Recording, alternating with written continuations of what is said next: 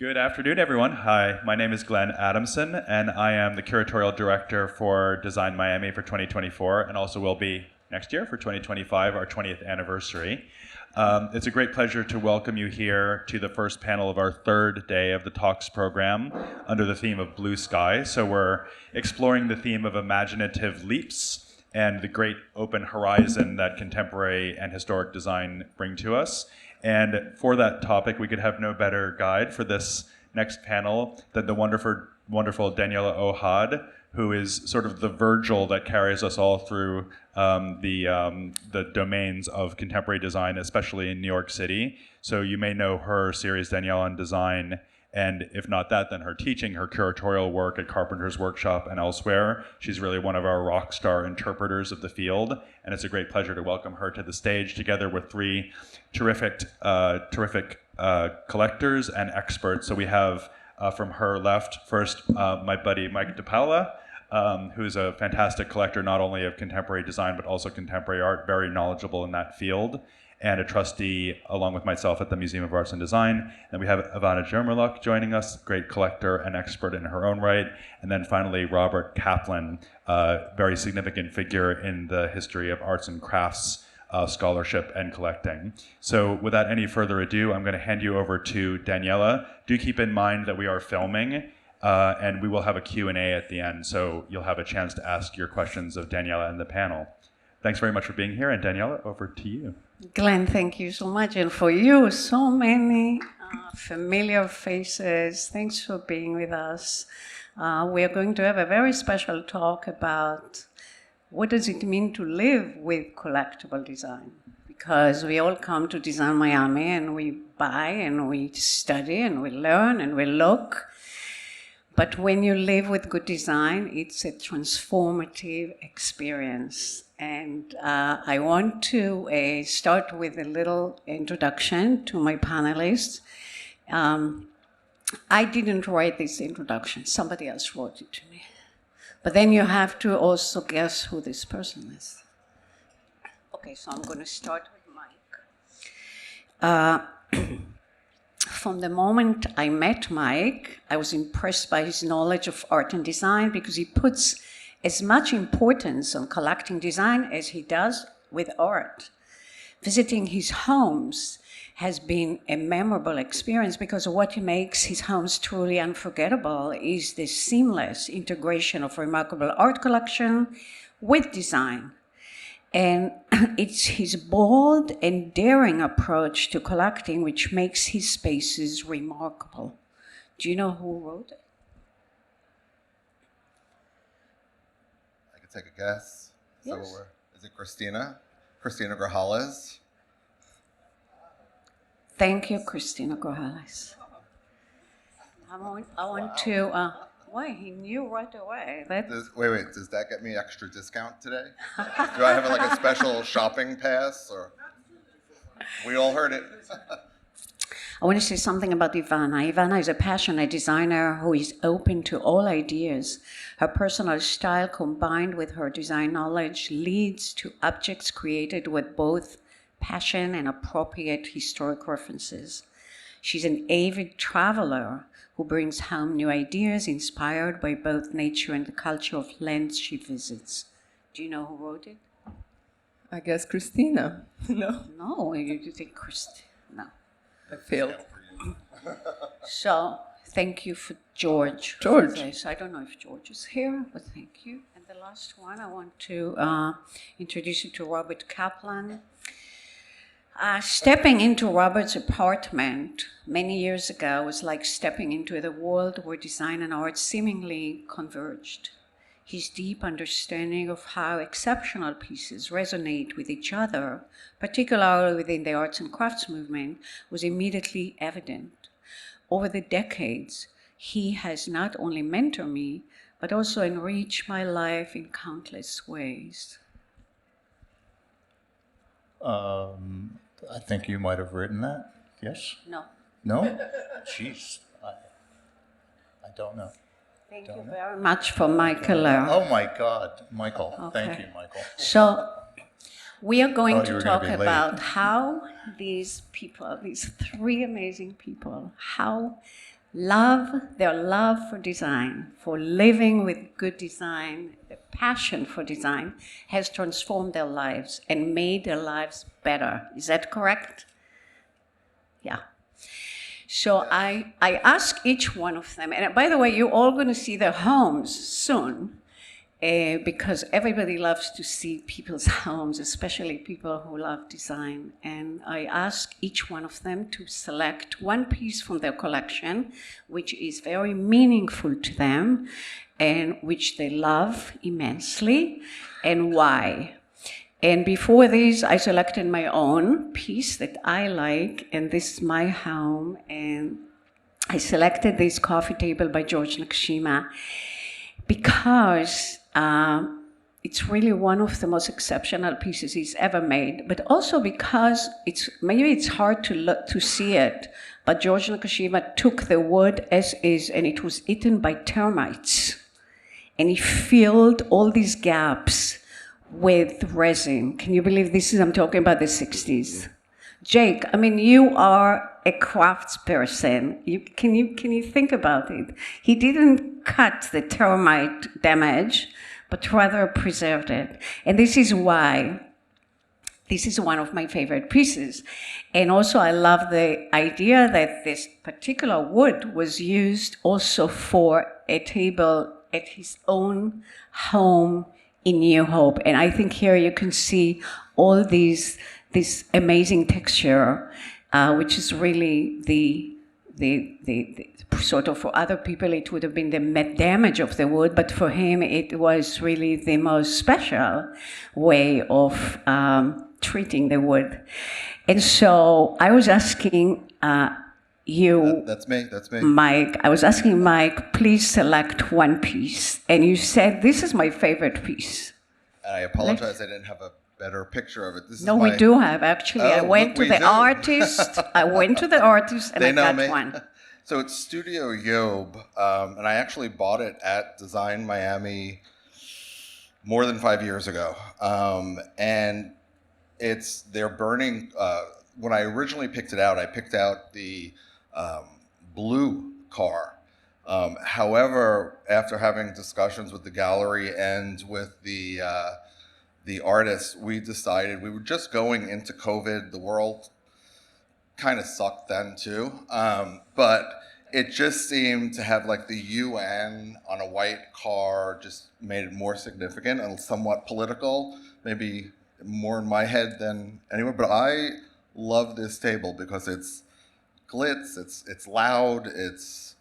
And when I asked the artist... Oh boy. Yes, I did. This is what he told me about this piece. He was talking about, this piece has a very powerful narrative.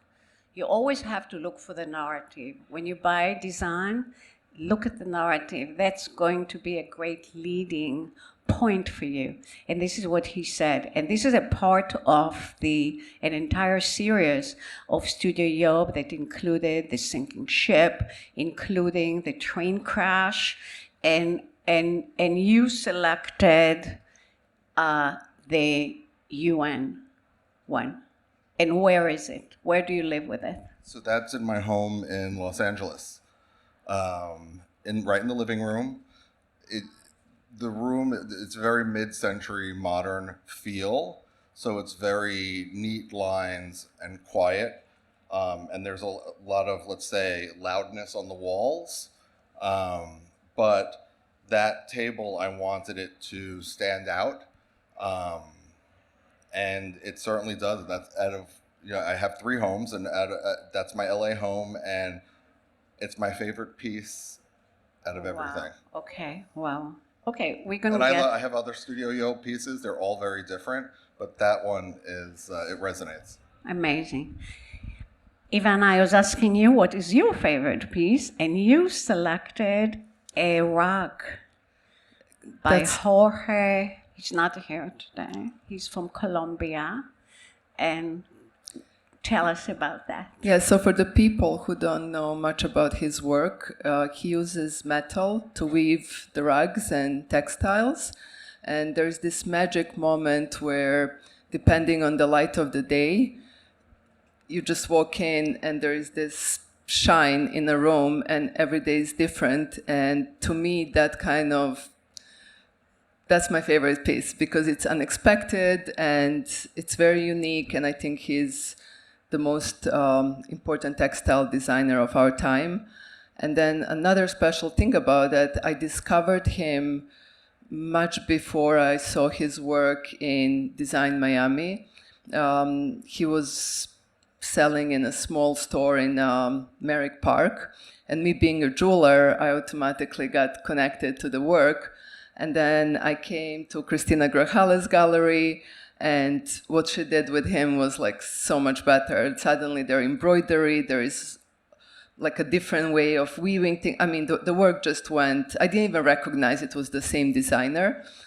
So once I purchased one, I just keep buying them. This is yours too, right? That's in my bedroom in Miami. And I just fell in love with his work, and I can't have any other rugs. No, that's good. I just want to show you a couple of pictures when I went to visit him in his studio in Bogota, and I found it like breathtaking because I go all over the world. I always look at rugs, but I've never seen rugs more beautiful than what he does. So here he is. And at that time, he had 2 dogs. The names were Frida and Diego.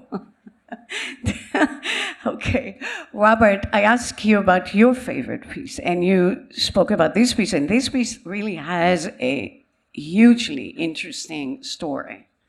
Yes, so this is a piece done in 1902 from the craftsman workshops of Gustav Stickley in Syracuse, New York.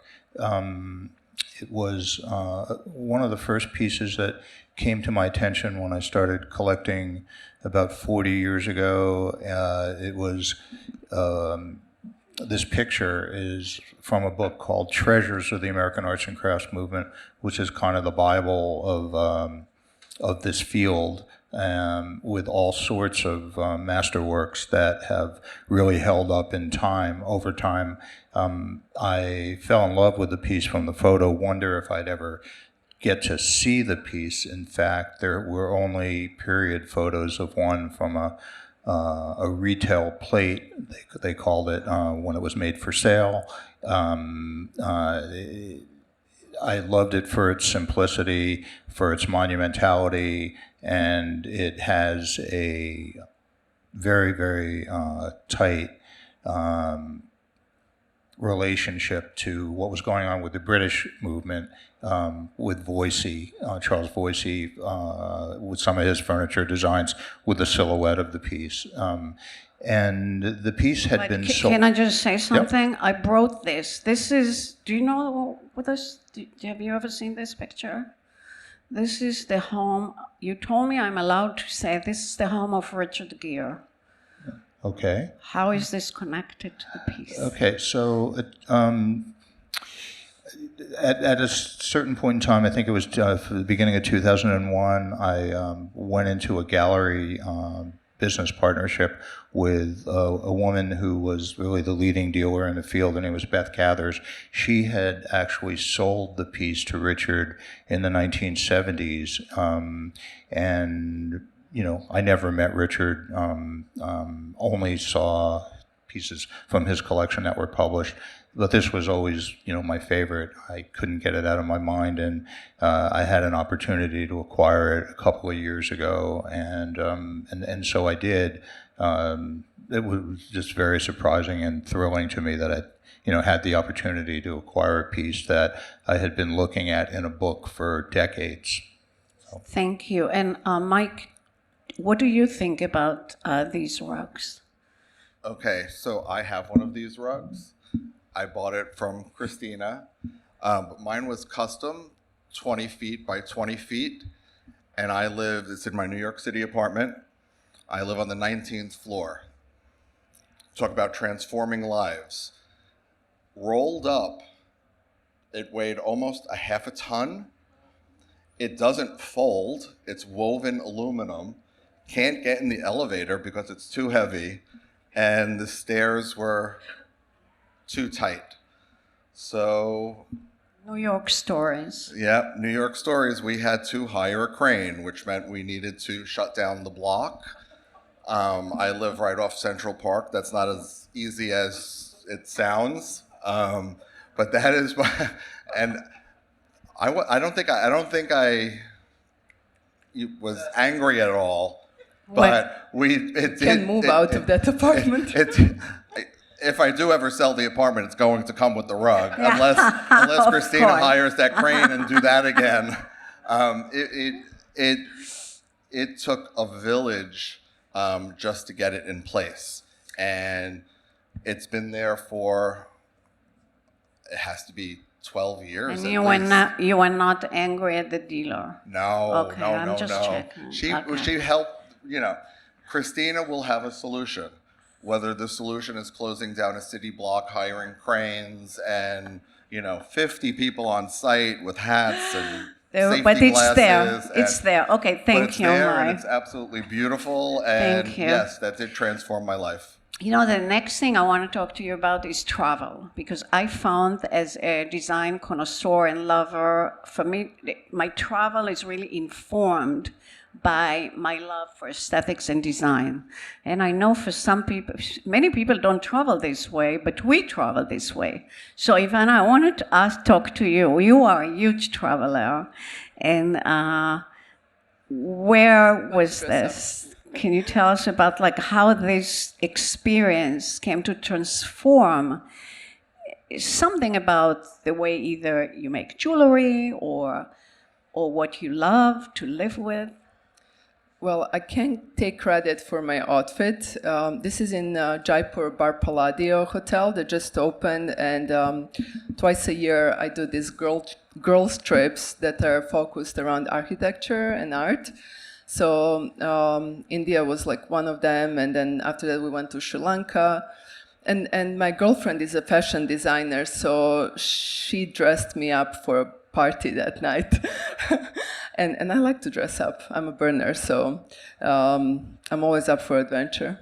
Is this how you slept? That's right. That's how we slept. It's a Wow. very charming It's new gorgeous. hotel. And you love colors. I'm not afraid of color. I live in Miami, so I used to live in New York and I wore only black, and then I moved to Miami and now I wear flowers and patterns, and I'm okay with it. Okay.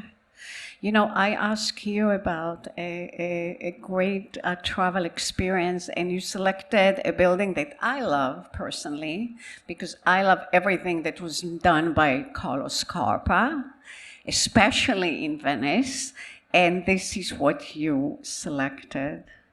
So I travel to Venice every 2 years for the Biennale. And for me, I'm not the biggest Venice fan because of the weather.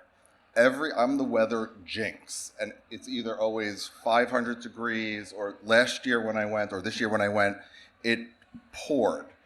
However, it's always this hectic, got to see a lot of art in a limited amount of time. I always, always, always return to, this is in the Italian Pavilion in the Giardini in Venice, and it's where I find, I only need 10 or 15 minutes, and I find my inner zen to keep it going. It literally transforms my whole attitude, and then I get out there, it's like a little snack in the middle of the day, and then I get back out there and hustle. I want to say something about Scarpa and me.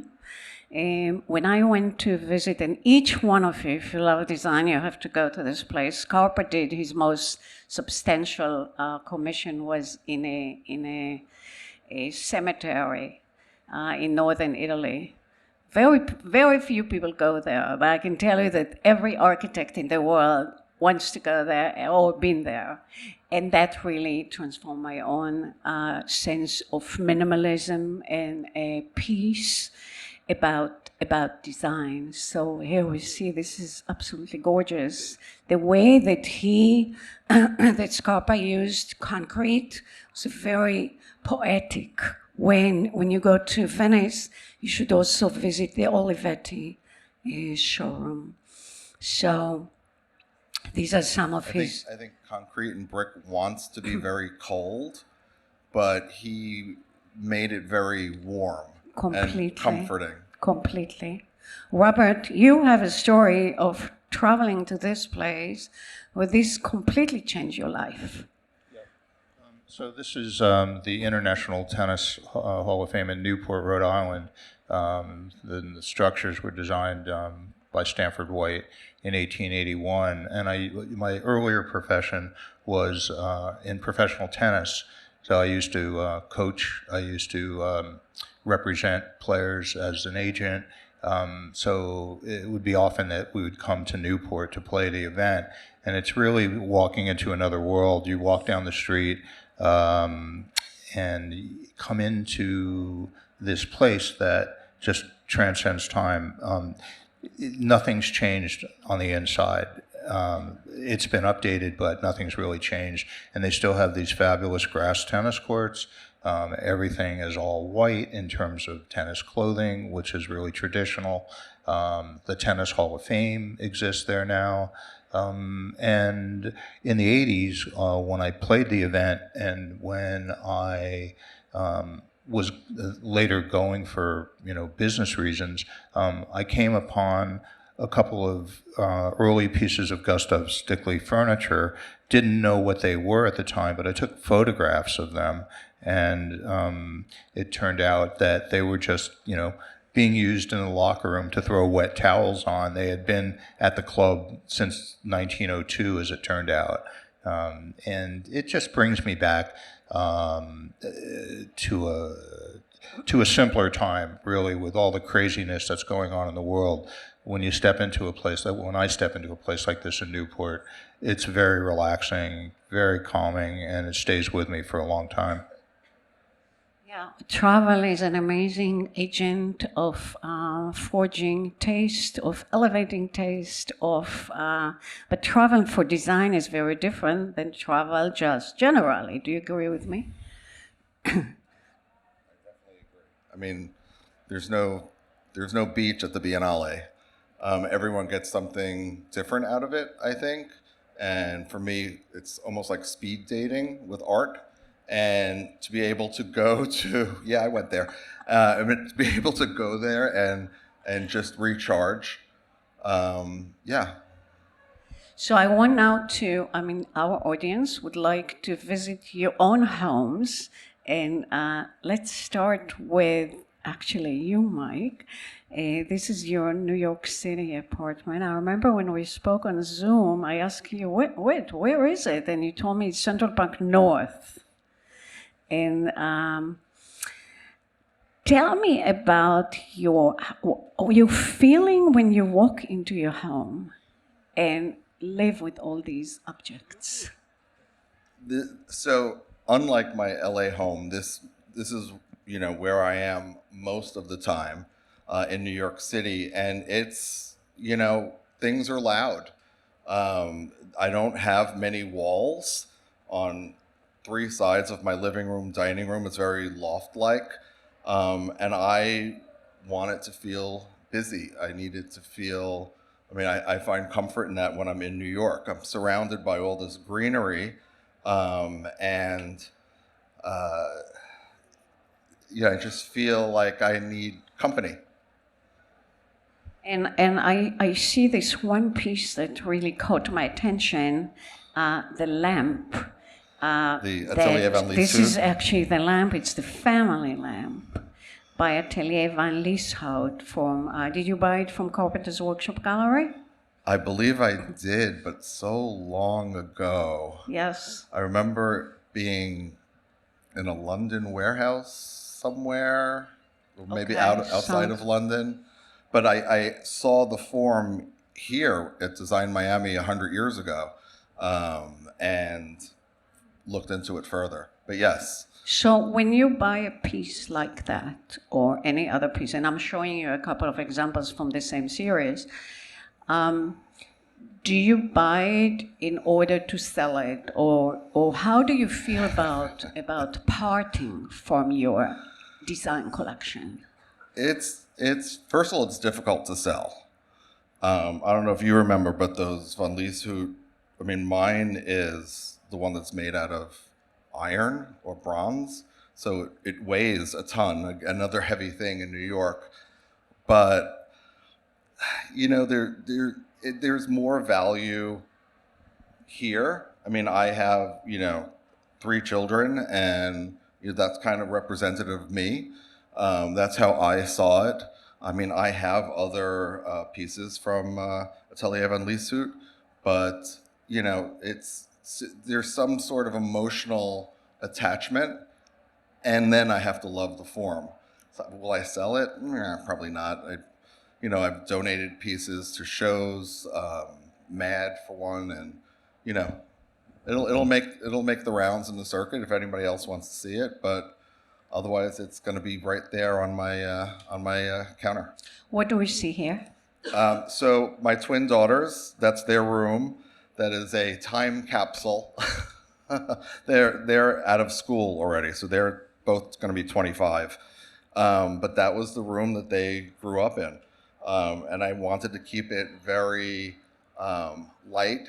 At the time, their favorite colors were pink and purple. And I filled it with the mid-century modern couch. There's, you know, the chandelier was I believe that was a flea market pickoff. Yes, that's one of the things that you're mixing high and low, and we're Right. going to look at this. This is LA. What is this? Is your LA That's house? Deb Cass. Okay. I love Deb Cass. So the great thing about this this piece of art is that when you look out my window, which is on my second floor landing, it says "Oi," and I'm looking out onto the landscape of LA.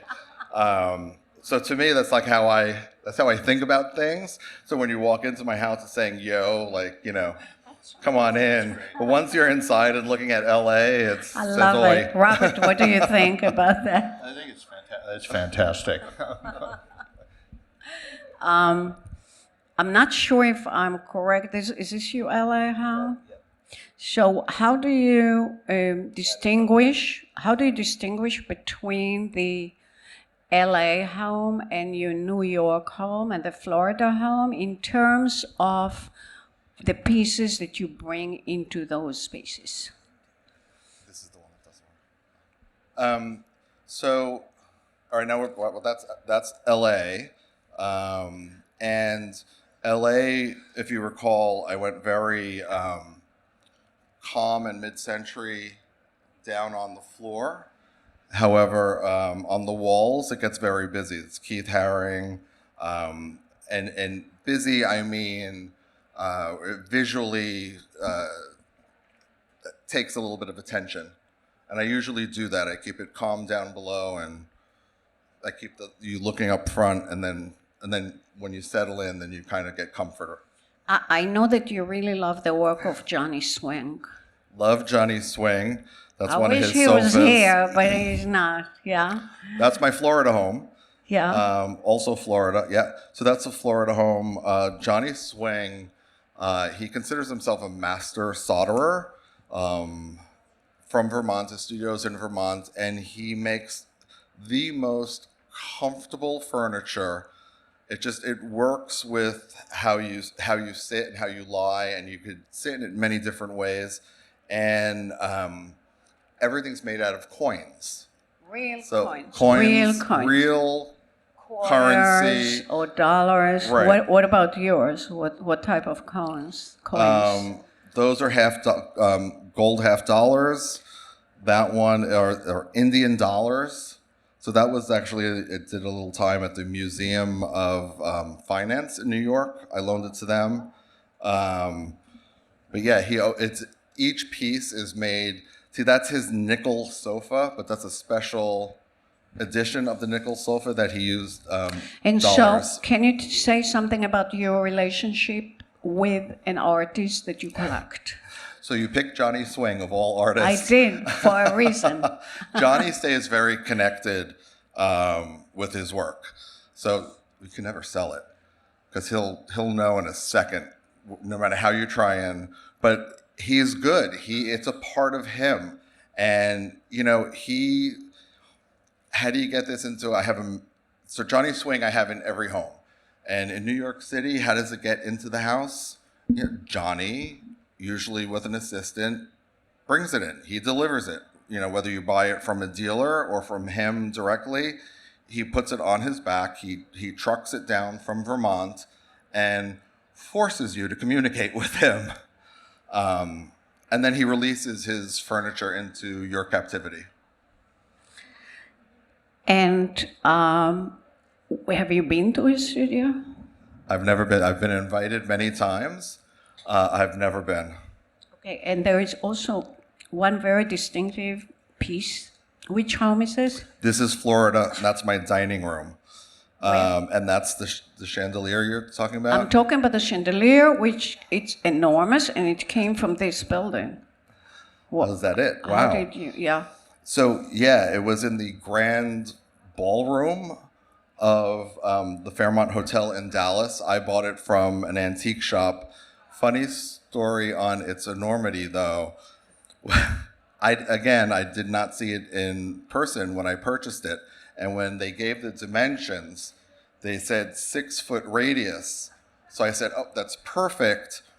6 feet was literally just the light fixture. Oh. Those branches are another 4 feet in every direction. But after it was installed, it's almost like a canopy. And it makes it like the VIP table, I think. You know, when you're at a bar and you sit on the bench, it's my dining room.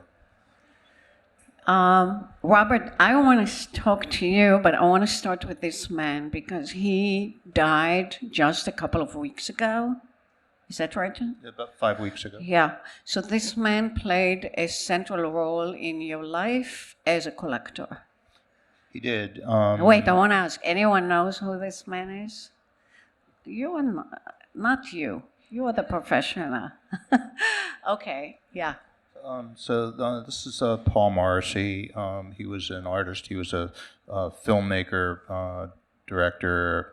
He wrote, directed, produced, distributed almost all of Andy Warhol's films. He was Andy Warhol's business manager. He was the co-founder of Interview magazine.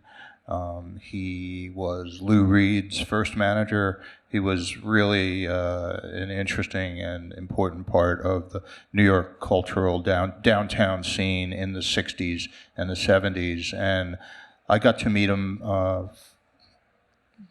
in 1984 because a young lady that I went out on a first date with said, well, I live with my uncle.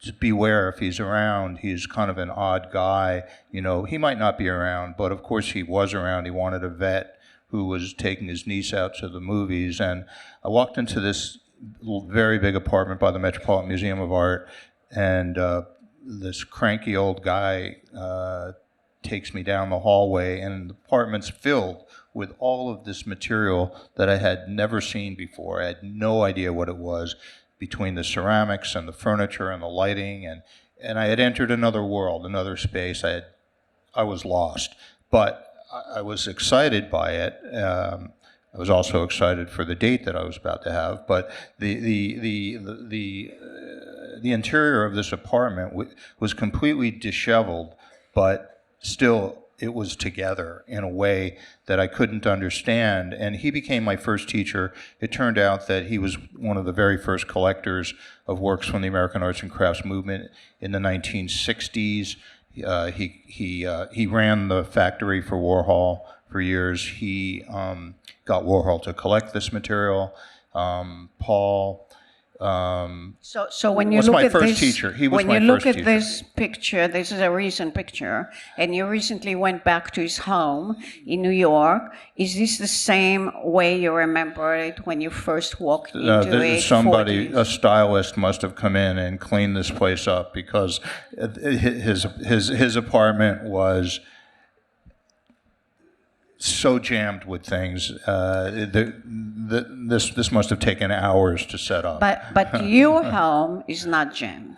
My home is very, very different. Now we are going to see some That's a pictures. shot from living room in my home in New Jersey, and I live with the furniture and the objects in quite a minimalist fashion. I try not to clutter things. I try to allow every object and piece of furniture, lighting, metalwork to speak for itself, give it its own space as much as possible. And that's how I enjoy it. It's a very calming experience for me. And, you know, every time I get home, usually I can relax just walking through the house. So the house has nothing but, you know, the furniture, the metalwork, the lighting, the decorative art from the period. And you are very different than the other collectors in the way that you focus on one area. You focus on one area of American arts and crafts. I'm focused on. And my question is: are you planning to be more eclectic, or do you plan to continue your collecting in this manner? I'm going to continue. A bunch of years ago, I really loved the work of George Nakashima, and I started collecting some great pieces of Nakashima. It's too complicated. They can work together, but when you have as many pieces of Stickley and Rolfs and Roycroft and whatever, Frank Lloyd Wright, they end up fighting with each other. And, you know, I didn't put this collection together to create more stress, and so I got rid of all the other stuff over time and just really stay focused on this. The only other material that ever comes in is some European material. There'll be you know, a carpet by William Morris or Charles Voysey. There'll be occasionally, very occasionally, furniture by Charles Rennie Mackintosh. But that's it. That's kind of where I've drawn the line. Okay, and so you became an expert, a world expert. Sometimes the kids have to fight. Sometimes they have to argue. Yeah, I got two kids. I got, you know, yeah, sometimes you let them go, send them off to school. Ivana, you're home now. You also have a couple of homes. Where? Sorry, I didn't hear the question. Yeah, these are gloves by Zoe Bachman. Unfortunately, I don't have them anymore. The house got destroyed in a hurricane, 2018, but I enjoyed them while I had them. And so when you pick up your own pieces, and here we have example of a Gabriella Crespi bamboo furniture from the 70s. And what is the process of selecting a piece? Is this something, do you do research? Do you just go and you buy it because you love it at first sight? So I wish I had more of your gene in me, where I would be more thoughtful. But for me, it's very instinct driven. And being in Miami, bamboo, you just have to have a bamboo in a house. And this room, it's very obviously inspired by Venice. I went to the trip, came back home, and like redid the whole room from plaster walls to Fortuny fabric and Murano lamps, and sofas are upholstered by Luigi Bellacqua, which is the oldest textile company in Venice. So I just go to the trip and I come back home with 3 bags full of stuff. But you know, we all collect in very different ways. And I like to mix this is things why the up. 3 of you Yeah. collect in very different ways. And that's why it's so interesting, because we all collect design, we all love design, we all love living with good design and with pieces that are important to us. But then we have very different ways of approaching it and of selecting our collection. And that's why it's so interesting. I think, by the way, it's a little bit different than in art. Mike is an art collector. What's the difference between the way that you acquire art versus design? It's the same exact way. I look at art as design. I look at design as art. So to me, it's all the same category. It's hard for me to differentiate, you know. So I come to these fairs, and what you see in these fairs are very highly curated booths, right? my home Absolutely. is my own highly curated booth, right? So, you don't. I don't know anyone who comes in and says, "I'll buy the entire booth. Let my living room look just like this," right? So it is piece by piece, and for me, you put each piece of art, each piece of design in a situation, and you see if the art can communicate with each other. Sometimes it seems right and it's wrong, and so you move it to a different room. But when I go shopping or when I see pieces, it's more about how can this specific item in this highly curated booth fit into my own curation. I don't have the patience of, I'm more like firing away when I could see that your living spaces are highly curated, but those take time. Like those are, I can't, but I could find like the beauty, and I love those spaces, right? I like the scarpa, but for me, on how I collect, it's a little bit more of a machine gun than Because we collect the way we are and we live the way we are, and none of our house is identical to another. Ivana, what do we see here? So this is my Bahamas home. You can't really see on this picture, but this room is influenced by Jaipur. So the walls were all stenciled the same way like Jaipur palaces are, in a light blue. And I collect art, mostly female, young, upcoming. And I grew up in a communism, so for me, idea of having Jesus above the bed was always like an interesting concept. So when I saw this artist, her name is Elizabeth Englander. She had a very interesting story. She did a residency in Spain, and it was nunnery. And when she walked in a room, she found these swimsuits that nuns used to wear, and she used them to make Jesuses out of it. So the flower head is actually a piece of the swimsuit. So I got my Jesus. I'm like, I love him. He's my favorite piece of art I own. She's young. She just got her solo show, so she has I think bright future ahead of her. Do you have relationships with the artists that you work? I do. I feel it's very important. I feel very blessed to be living in New York and Miami, where I have exposure to go to the artist studios, and seeing and hearing.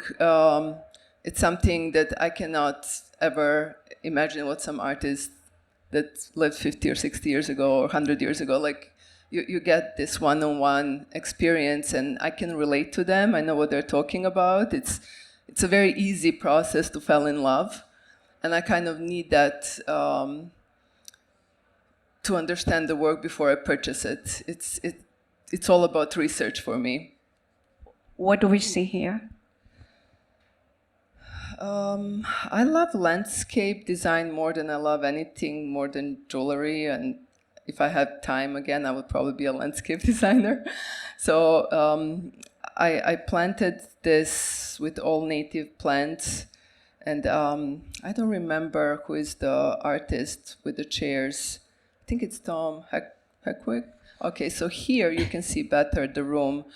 Do you have a closer up of the walls with the stenciling? So you can see the texture. It's kind of hard to... We see it here. Yeah. Right? Anyway, I like to mix textures. Again, I'm not afraid of patterns and colors, and that's all influenced by Miami. How much of your life, like percentage-wise, you are thinking and working on decorating your homes and buying and collecting? Again, it's very driven by instinct. Like if I see something, I'm like, okay, perfect, this will fit there. And a lot of times I'm wrong. I think it's going to be great at this. I bought a vase for this table and it was terrible. Like, and then it just, I believe if you buy something with love, and it always finds its spot somewhere. What do we see here? This is Paola Pivi. And the walls here are actually really cool. So when I was building the house, it was very important to me to have something that's very bohemian. And this is how bohemians cover their walls. They come in rolls, and they use this to make boxes or handbags or whatever they do from the straw. So I used it to cover the walls, and I thought it was a brilliant idea. But then when we started the process, it was like the craziest. It was not a good idea, but I love the history of it, and I enjoy. Again, it's a good story. You know, as you speak, I really get the sense of how passionate and personal you are getting, and that's why I love to collect design and why I love to speak about it, because everyone brings their own story, their own personality, and creating these personal spaces in homes. And that's why it is so fascinating to me, because you see there are 3 collectors here. Each one of them is not only having different homes, but like have a very different process of thinking when coming to acquire and collecting. What, you want to say something about this?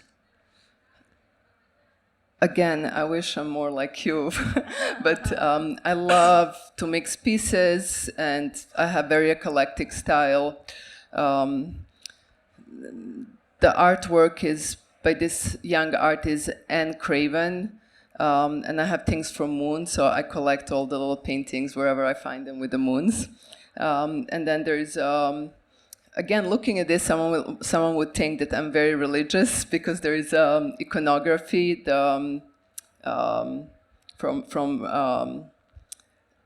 my country. But to me, again, it's just like a beautiful object. It has nothing to do with what it represents. It's more about just the beauty of that drawing, and I got it by my godfather, so it has a lot of meaning to me. So it's all about like these little memories of pieces that I've been to, and I found them, and when I have all of that in my space, the moment I walk in, it's all just, again, sparkles. Yes, and each piece is a memory, and each piece reminding us of a story, of a moment in our lives that is never going to come back, but the piece is right there. And I want to open now the discussion for questions from you. So people just have to raise their hands, and you bring the microphone to them. So any questions from anyone? And by the way, you know, the Haas brothers are here. They are right here. Yeah, so I found Haas brothers here the first year when they showed, and I was blown away with the work. Again, I was a jeweler, and I connected to the metal work, and I know how hard it is to make what they did. So yeah, that was like love on the first sight. Yeah. And this is some of your own work. So any questions from the audience to any of us? Please. I have one for all 4 of you, I guess. Because Daniella, I know you like to collect as well. Did you know when you were quite young that you would grow to be someone that collects design and art, or is this something that just sort of came about through experiences as you grew? Wow, me first? So no is the answer. I grew up in a lower middle class family from Brooklyn. Art was like a mirror, maybe on the wall, maybe some potpourri. So my godmother was a textile artist when I was very young, and did incorporate some of my Basquiat-like drawings into wallpaper and sheets for the JCPenney catalog back in the day. But that's the only connection I can make. I went to work on Wall Street, started to make a little money, and, you know, replaced all the framed postcards on my walls with, you know, stuff that I liked, and I just accumulated. It's the obsessive personality, but I didn't grow up with it at all. How about you, Ivana? So I grew up in former Yugoslavia in the 90s. So we were in a war zone, and we waited in line to get like a piece of bread and a milk. So like we were surviving on a daily basis. And beside that, our government didn't really promote the art. So I actually didn't know anything about art. But my luck was that I chose to live in Miami.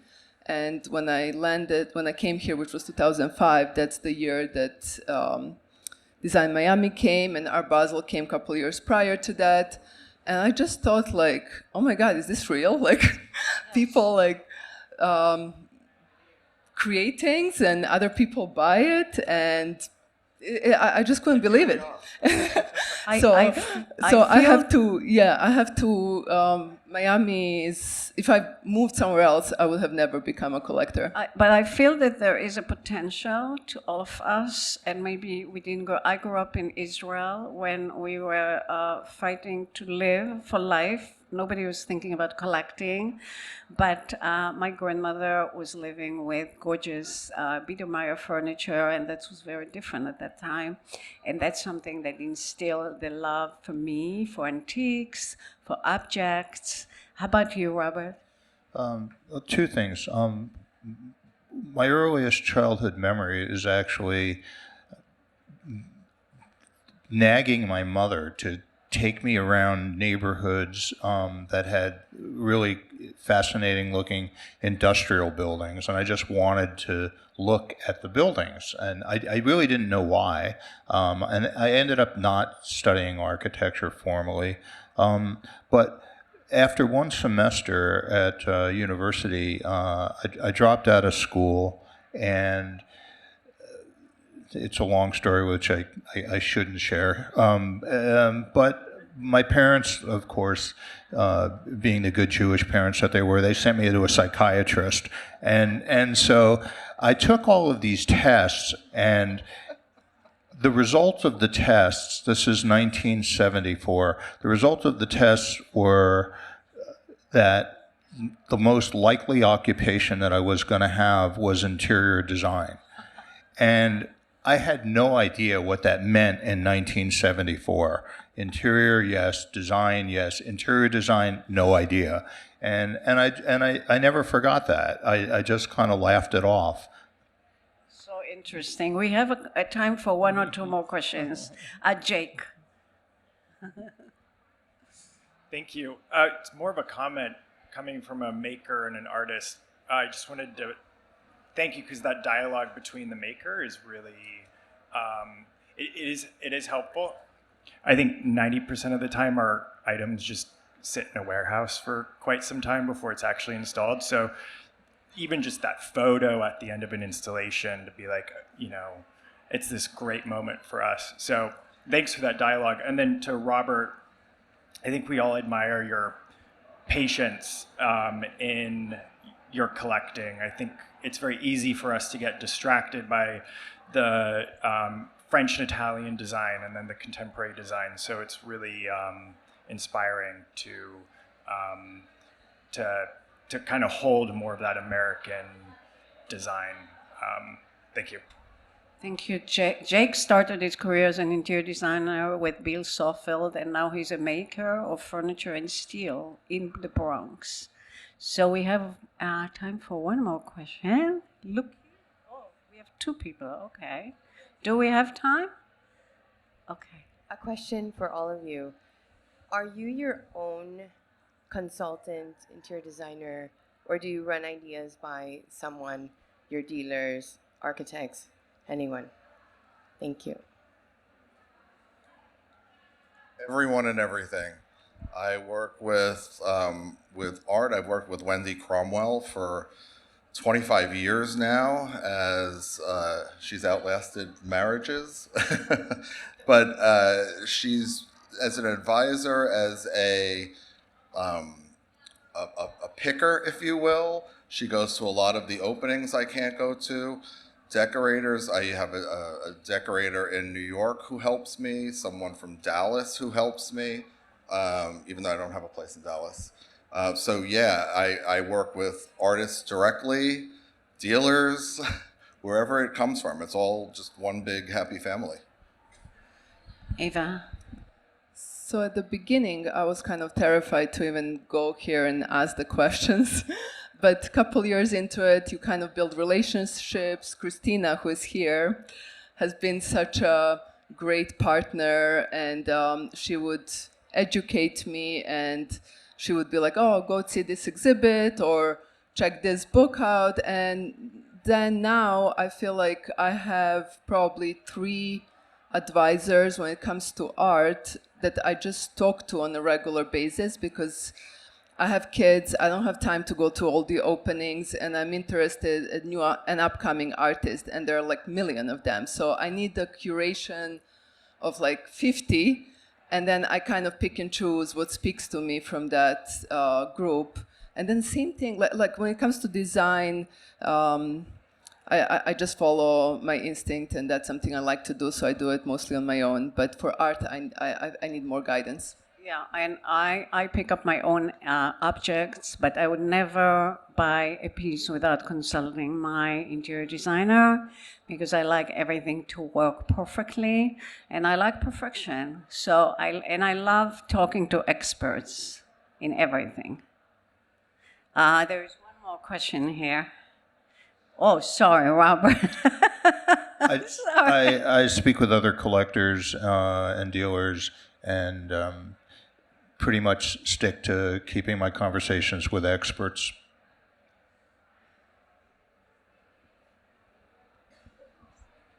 Hi, thank you. First of all, I'm fascinated by each of your backgrounds and history of how you got to where you got to, and I think it's inspiring for anyone that likes to collect or likes to engage in interior design. It's really inspiring. I was particularly interested in your story of installing the carpet with a crane, and I just wanted to make the observation that, you know, the true lovers of art and design will go to all lengths to get it into whatever space it needs to get into, and often at an expense that far outweighs the value of the art itself. And you don't have to tell us whether or not it does, but I suspect that getting that piece up into your 19th floor apartment costs more than the actual value of that beautiful carpet. No, I purchased it from Christina. So I paid top dollar to have that custom made, and it was worth every. Now, keep in mind that, as you said, I did have, I believe, 3 things were hoisted that day. So I made it like since I have the crane, I might as well go out and buy big, because that's not something I ever want to do That's again. a very good and now it strategy. stays there. Well, I want to thank you all for joining us and for joining Design Miami, and I hope you enjoy the rest of your day. Thank you.